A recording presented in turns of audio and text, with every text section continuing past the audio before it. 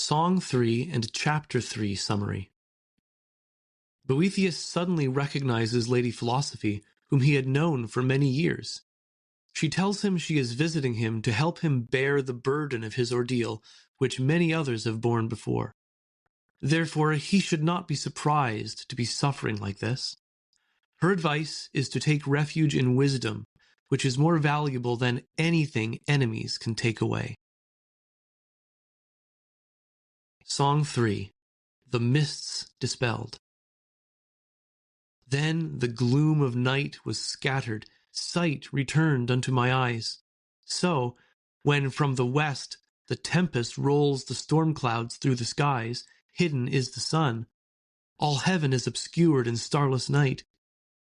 But if, in wild onsets sweeping, northern wind unchains the light, at once the radiant sun shoots fiery streams, and strikes our dazzled eyesight with his beams.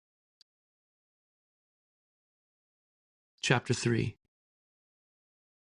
In this way she dispersed the clouds of my melancholy. I saw the clear sky, and regained the power to recognize the face of my physician.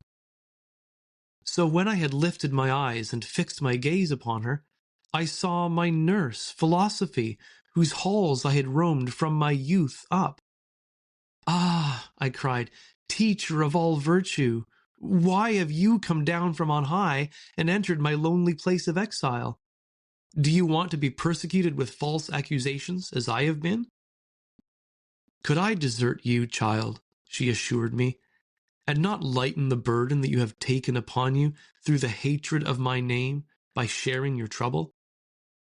Even if I forgot that it wasn't lawful for philosophy to leave the way of the innocent friendless, do you think I would fear to incur reproach or shrink from it as though something strange and new had happened? Do you think that this is the first time in an evil age when wisdom has been assailed by peril? Didn't I often, in days of old, before my servant Plato lived, wage stern warfare with the rashness of folly? In his lifetime, too, Socrates, his master, won with my aid the victory of an unjust death.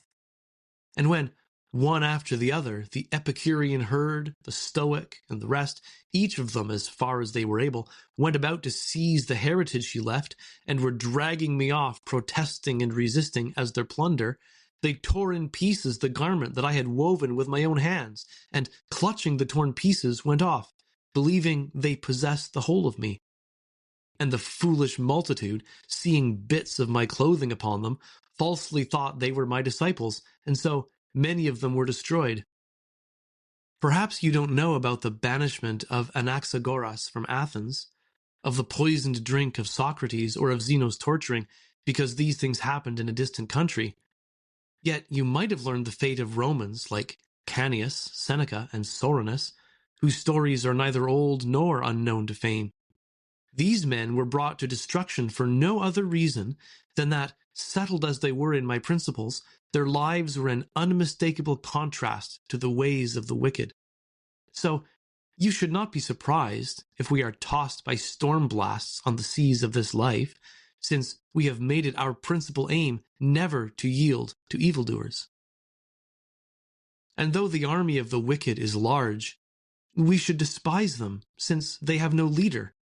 Ignorance blindly sweeps them this way and that, and if they ever attack us, falling on us in overwhelming strength, our leader pulls back her forces into our citadel while they busily plunder our useless possessions. But from our vantage ground, safe from the chaos below, we laugh to see them seizing our most worthless possessions, safe behind a high wall that their foolish assault cannot demolish.